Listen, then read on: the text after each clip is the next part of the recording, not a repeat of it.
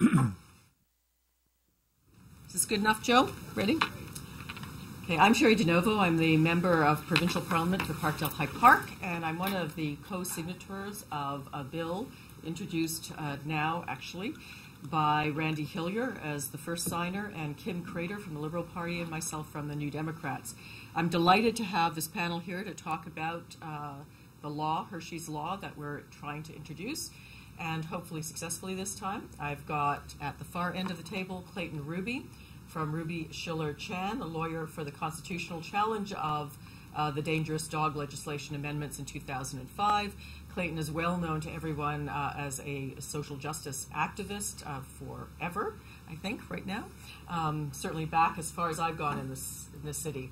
Right next to him is Michael Shorman, and he is the chair of the board for the Canadian Kennel Club. So again, we're delighted to have Michael here and to have his support. And finally, we have Kathy Prothero, who's the Secretary-Treasurer of the Dog Legislation Council of Canada, and we're delighted to have Kathy as well. This panel represents thousands and thousands of animal lovers and dog owners, so we look forward to hearing from them. And also wanted to point out that in the audience we have Sunny Allenson, who is the spokesperson of the Canadian Kennel Club. Sunny won't be speaking on the panel, but would be available if the press had any questions of him after the fact. So with no further ado, Clayton. There are two aspects I want to talk about briefly about this legislation, which literally make no sense. The first is that it is difficult, if not impossible, to enforce equitably. As predicted by the Ontario Medical Veterinary Association, it is proven impossible to recognize a pit bull for purposes of law enforcement.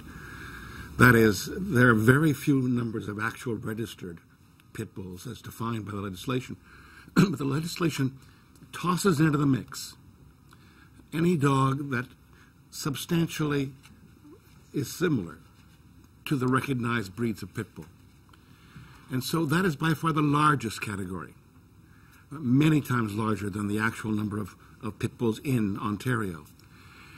But the problem has been that there are, as they testified, at least 62 recognized breeds of dog that, in fact, substantially similar to the pit bull definition. And those are only the registered dogs. The vast majority of dogs that get labeled as pit bulls are really mixed breed dogs. They have no fixed origin. And the problem of enforcement has been that to a police officer or to most persons, any large, sturdy, well-built dog gets labeled a pit bull once it's bitten. And that means that the figures and the enforcement are really an impossible task. The second thing I want to focus on is what the legislation is directed at. And as long as you focus on what is the breed of this dog, rather than on the owner and the care the owner takes to make sure that the dog is safe to other humans and other dogs, you've missed the mark. It's just legislation that focuses on the wrong thing. So, for example, we want to promote, and Ontario needs, serious policing of dangerous owners.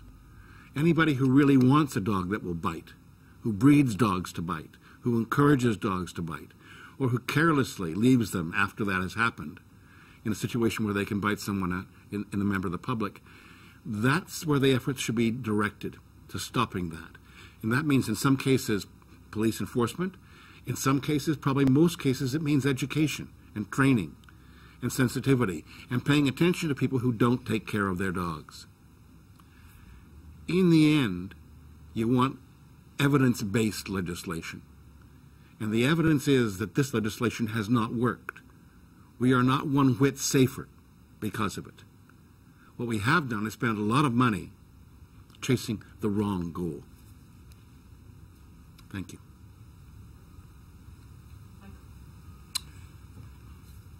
The Canadian Kennel Club was established in 1888, so we're entering our 125th year.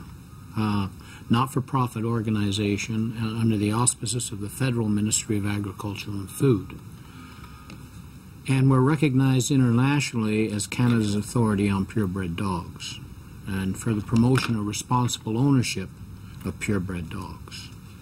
The Canadian Kennel Club represents over 700 purebred dog clubs nationally and has over 20,000 individual members, and has a strong tradition of promoting the benefits of purebred dogs and the benefits that they bring to society. The Canadian Kennel Club is strongly opposed to the breed-specific legislation, such as Bill 132. However, the Kennel Club does support dangerous dog legislation. Dangerous dog legislation such as the Calgary model. The Calgary model is clearly proven to be effective and fair, and the hard facts and statistics bear this out. Prior to the introduction of this legislation, there were 650 dog bites a year. After the dangerous dog legislation was enacted, it dropped to 125, and that amount is still dropping. That legislation deals with irresponsible owners and dangerous behavior in dogs. So we feel that legislation should deal with dangerous dogs based upon dangerous behavior and irresponsible ownership, not based on its body shape and physical characteristics. Bill 132, under Bill 132, for the purposes of the Act, a pit bull is defined as a pit bull terrier, a Staffordshire bull terrier, or an American Staffordshire Terrier, or a dog that has an appearance or physical characteristics that is substantially similar to those dogs. We feel that Bill 132 is grossly unfair and unworkable. It is ineffective and will potentially catch hundreds of innocent family pets in its broad net. The Canadian Kennel Club strongly supports the private members' Bill 16 in its second reading on February the 23rd, 2012. Thank you very much. The Dog Legislation Council of Canada's mandate is education and promoting responsible dog ownership through training, containing, and socialization. We strongly oppose to Bill 132 and have been there from the beginning, and now we're here to promote Hershey's bill. Dog bites in Ontario have more or less remained the same over the last 10 years since the ban's inception, and have been neither ineffective. The ban has been neither effective or ineffective. It's turned into a grudge bill, and it has been effective in clogging the courts, costing municipalities hundreds of thousands of dollars, and trying to enforce an unenforceable law. Ontario should follow several countries and states that have repealed their BSL, and Ohio today is governor is signing that law to come into effect. BSL has now become unfashionable. Ontario needs to be more proactive and to find a law that protects animals and their people, and not to identify a dog based on its deed other than its breed. So today,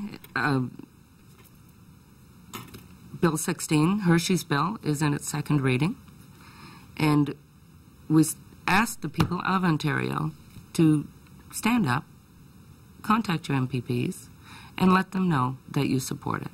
Thank you.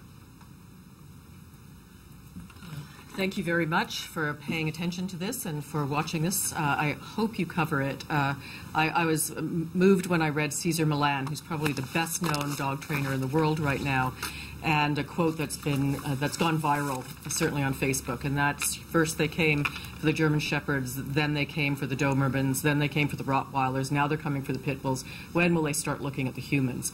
And really that's what we're saying today here. As you heard Kathy mention, just about every jurisdiction that's had breed-specific legislation has overturned it after living with it for a while, and we're hoping the same happens here. We estimate over 1,000 dogs have been euthanized, killed, not because of what they did, but because of how they look, and any shelter will tell you the same. So it's time to stop this. It's time to stop targeting people and their pets and their beloved family animals, and to start to do the right thing. Hershey was a therapy dog that fit the description of a pit bull and had to give up doing therapy because of this bill. And certainly we've all on this panel been privy to cases within our own constituents of dogs being seized for the strangest of reasons, and then the poor owners having to prove that they're not pit bulls. Westminster Dog Show, that we all maybe witnessed as dog lovers not too long ago, always features an American Pit Bull and an American Staffordshire. So in the States they're revered, and here they're killed. Something's wrong. Something has to be done. Thank you for watching. Thank you.